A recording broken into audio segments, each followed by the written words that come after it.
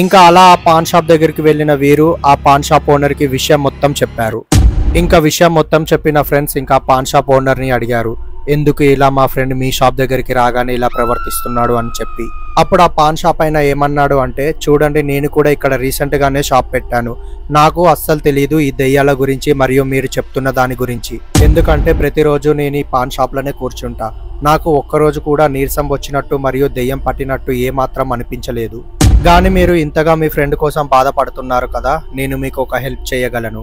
నాకు తెలిసిన ఒక పకీర్ నెంబరు నేను మీకు ఇస్తా, బహుశా అతను మీకు హెల్ప్ చేయొచ్చేమో. ఇంకా నెంబర్ తీసుకున్న వీళ్ళ ఫ్రెండ్స్ అయితే ఆ పకీర్కి కాల్ చేశారు. ఇంకా మొత్తం జరిగిన విషయం అయితే చెప్పారు. అంతా విన్న పకీర్, నేను ఇప్పుడు బయట ఉన్నా, తెల్లవారే మీ దగ్గరికి వస్తా అని చెప్పాడు. కానీ ఈ ఒక్క రాత్రి మీ ఫ్రెండ్ని జాగ్రత్తగా చూసుకోండి అని చెప్పి కాల్ కట్ చేశాడు. ఇంకా పకీర్ మాటలు విన్న వీళ్ళ ఫ్రెండ్స్ సాయి పడుకున్నప్పుడు ఎంతో బాధతో సాయి కాళ్ళు చేతులు అయితే కట్టేశారు. ఎందుకంటే ఈ ఒక్క రాత్రి సాయి బయటికి వెళ్లకుండా ఉంటే చాలు, ఎందుకంటే రేపొద్దున్నే పకీర్ వస్తాడు. అలా కట్టేసిన తర్వాత ఇంకా ఫ్రెండ్స్ అందరూ పడుకున్నారు. అర్ధరాత్రి వాష్రూమ్ కని లేచిన వరుణ్కి అయితే సాయి కనపడలేదు. ఇంకా భయం వేసిన వరుణ్ ఫ్రెండ్స్ అందరిని లేపి మళ్ళీ సాయి కోసం అయితే వెతకడం స్టార్ట్ చేశారు.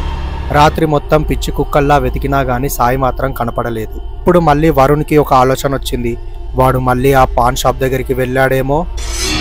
ఇంకా అంతే, ఫ్రెండ్స్ అందరూ కలిసి ఆ పాన్ షాప్ దగ్గరికి అయితే పరుగులు తీశారు. ఆ పాన్ షాప్ దగ్గర అయితే సాయి వీళ్ళకి కనపడ్డాడు. బట్ సాయి అక్కడ ఏం చేస్తున్నాడో తెలిస్తే షాక్తో ఎవరైనా భయపడాల్సిందే. సాయి చేతిలో అయితే ఒక పెద్ద గడ్డపార ఉంది, దానితో అక్కడ ఒక పెద్ద గుంత అయితే తీస్తున్నాడు. అది చూసిన ఇంకా ఫ్రెండ్స్ అందరూ భయంతో వణుకుతూ సాయి దగ్గరికి అయితే వెళ్ళారు. అసలు ఏమైందిరా నీకు సాయి, ఎందుకు ఇలా చేస్తున్నావు అని అడగగా, సాయి మీరెవ్వరూ మధ్యలో రాకండి, ఈ గుంతలో నేను పడుకోవాలి అని చెప్పి సమాధానం ఇచ్చాడు. ఇంకా వాళ్ళ ఫ్రెండ్స్ వీడికి దెయ్యం పట్టింది అని తెలుసుకొని ఎలాగో ఒకలాగా వాడి 2 కాళ్ళు చేతులు పట్టుకొని రాత్రి వేళ ఇంటికైతే తీసుకొని వచ్చారు. వాళ్ళ ఫ్రెండ్స్ అందరూ ఇంకా ఎవ్వరూ పడుకోకుండా రాత్రి మొత్తం కాపలా కాస్తూ ఉన్నారు. ఇంకా ఆ పకీర్ మాటిచ్చినట్టే తెల్లవారుజామునే వీళ్ళ ఇంటికైతే వచ్చాడు. పకీర్ని చూసిన సాయి ఇంకా నా దగ్గరికి రాకు, వెళ్ళిపో అని చెప్పి గట్టిగా అరుస్తూ ఉన్నాడు. అప్పుడు ఆ పకీర్ సాయిని గట్టిగా పట్టుకొని, చెప్పు ఎవరు నువ్వు, ఎందుకు ఈ శరీరంలో ఆవహించావు అని చెప్పి అడిగాడు. ఎంతగా ఆ పకీర్ అడుగుతున్నా గానీ ఆ దెయ్యం మాత్రం నేను చెప్పననే జవాబు ఇస్తుంది.